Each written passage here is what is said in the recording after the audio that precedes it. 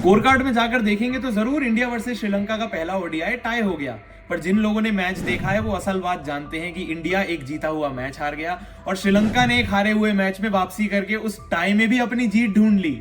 अब भारत के जीते हुए मैच में बात आखिरी विकेट तक आ कैसे गई, इस पूरी वीडियो में इस बारे में बात जरूर करेंगे। मगर उस आखिरी विकेट पर भी जब मैच हम जीत सकते थे तो अर्शदीप सिंह कर क्या रहे थे। अब लोगों का ऐसा मानना है कि अर्शदीप सिंह तो एक बॉलर हैं, तो हम उनसे क्यों उम्मीद लगाएं कि भारत के बचे हुए रन वो बनाएंगे और वो बैटिंग करेंगे।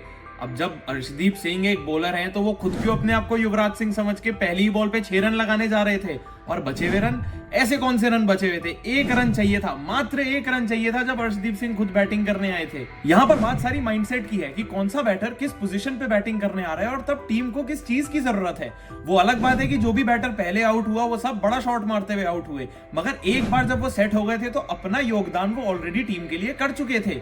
मोहम्मद सिराज के बारे में भी हम जानते हैं कि बैटिंग करते हुए ना उनके अंदर भी एक हीरो फैक्टर वाली बात जरूर है। वो भी आते हैं तो आड़े टेढ़े शॉट मारकर चौका छक्का जरूर लगाना चाहते हैं, मगर आज जब वो बैटिंग करने आए तब भी भारत को 20 रन चाहिए थे।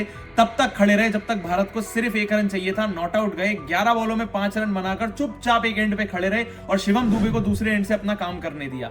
तो जब अर्शदीप सिंह बैटिंग करने आए तो वो ये बात क्यों नहीं समझ सकते थे कि मोहम्मद सिराज जब 11 बॉलों में 5 सिंगल ले चुके हैं, एक बेटर ऑप्शन हो सकते हैं वो बचा हुआ 1 रन बनाने के लिए। कभी कभी ना टीम को सिर्फ मैच जीतने की जरूरत होती है और किसी हीरो की जरूरत नहीं होती। आज जब भारतीय टीम अगर ये टारगेट चेस कर जाती तो सबके नाम के आगे कुछ ना कुछ कंट्रीब्यूशन दिखाई दे जाता। तो कोई हीरो नहीं होता, कोई भी ऐसा नहीं होता जो फेल हो गया। सबका अपना अपना कंट्रीब्यूशन अपने तरीके से टीम के स्कोर कार्ड में दिखाई दे जाता। तो अर्शदीप सिंह अगर चौका या छक्का मार के मैच जिताते तब भी वही बात होती, और चुपचाप 1 रन निकाल देते या 2 बॉलें खाली करके अगले एंड से मोहम्मद सिराज को 1 रन बनाने देते तब भी वही बात होती। अब ऐसा भी नहीं है कि अर्शदीप सिंह के ऊपर पूरा ब्लेम डाला जा रहा है या सिर्फ उनकी वजह से हम इस मैच में पीछे रह गए। बात सिर्फ इतनी है कि जब वो टीम के इतने इंपॉर्टेंट खिलाड़ी हैं, ऑलरेडी अब इतनी क्रिकेट खेल चुके हैं, तो ये बस बहुत छोटी सी बात थी जो आने वाले टाइम में उनको बहुत कुछ सिखा सकती है।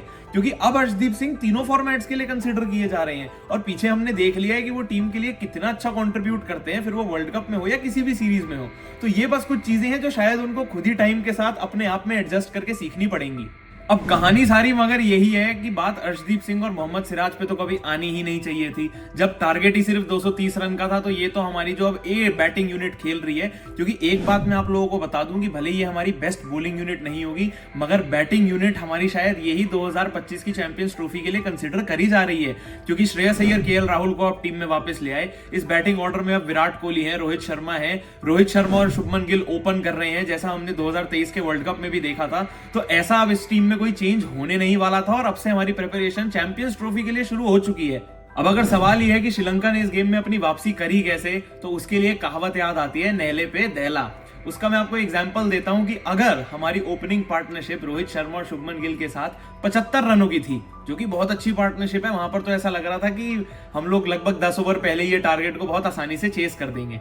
तो वो 75 रन की पार्टनरशिप के बाद 13वें ओवर में शुभमन गिल की पहली विकेट गिर जाती है। अब शुभमन गिल आउट हुए तो कोई बात नहीं, पर 2 ओवर बाद 15वें ओवर में 80 रन पे रोहित शर्मा भी आउट हो जाते हैं। अब यहाँ जहां पर हम 75 रन पे फॉर नो लॉस थे, वहां 80 रनों पे हम 2 आउट हो चुके हैं। और यही नहीं, फिर 16वें ओवर में वॉशिंगटन सुंदर तीसरे बैट्समैन बन जाते हैं जो आउट होते हैं, और अब हम 87 रनों पे 3 आउट हो चुके हैं। तो जहां एक बार को हम 75 रन फॉर नो लॉस थे, वहां अब हम 87 फॉर 3 हैं। और यहीं से श्रीलंका ने बिलीव करना शुरू कर दिया था कि इस गेम में अगर वो कंसेक्यूटिवली विकेटें निकालते रहेंगे तो वो इस गेम में बने रहेंगे। पर हमारे पास भी अच्छे खासे एक्सपीरियंस खिलाड़ी हैं। अब स्पिन के सबसे अच्छे बैटर श्रेयस अय्यर एक एंड पे है, दूसरे एंड पे किंग विराट कोहली है। तो अब वहां से उन दोनों ने सोचा कि ये गेम तो उनको अपने कंधों पर लेकर आगे जाना पड़ेगा। तो एक बहुत अच्छी स्टेबल 43 रन की पार्टनरशिप हमने विराट कोहली और श्रेयस अय्यर के नाम पर देखी। मगर 43 रन जोड़ने के बाद 24वें ओवर में श्रेयस अय्यर आउट, 25वें ओवर में विराट कोहली आउट। तो जहां जहां जिस पॉइंट पर हमें ऐसा लग रहा था कि हमारी एक स्टेबल पार्टनरशिप बिल्ड हो रही है और मैच में हम लोग बने हुए हैं और शायद वन साइडेड जीत जाएंगे, वहां पर श्रीलंका ने सिर्फ 1 विकेट नहीं बल्कि 2 या 3 विकेटें निकालकर गेम में वापसी करती रही। अब कहीं ना कहीं इंडियन टीम ने इस मैच को थोड़ा कैजुअली जरूर लिया, और इसके एग्जांपल्स हैं कि जब केएल राहुल 43 बॉल्स खेल के 31 रन पे खेल रहे थे, सिर्फ 2 चौके उन्होंने लगाए थे, एक पार्टनरशिप में वो इन्वॉल्व थे, तो क्या जरूरत थी उनको उस वक्त पर एक बड़ा शॉट मारने की। ऐसा तो था नहीं कि रिक्वायर्ड रन रेट कोई बहुत ज्यादा थी या हमें कोई जल्दी थी। चुपचाप मैच फिनिश करने की इंटेंशन रखनी चाहिए थी। यही सेम चीज शुरू में शुभमन गिल के साथ प्रॉब्लम प्रॉब्लम थी। जब रोहित शर्मा एक एंड से इतनी तगड़ी इंटेंट के साथ और तेज स्ट्राइक रेट के साथ बैटिंग कर रहे थे, तो शुभमन गिल को क्या जरूरत थी स्लॉग करके एक बड़ा शॉट मारने की। खेल वो भी 35 बॉलों में 16 रन पे रहे थे, मगर वहां उस चीज की हमें जरूरत थी कि रोहित शर्मा के साथ कोई और खड़ा होकर एक स्टेबल पार्टनरशिप बिल्ड करता रहे। जहां जहां जिस भी बैटर ने एक बड़ा शॉट मारते हुए अपनी विकेट खोई है, वहां ऐसा लगा कि जिस चीज की जरूरत ही नहीं थी, आप वहां पर कुछ एक्स्ट्रा करने की हो जा रहे हो।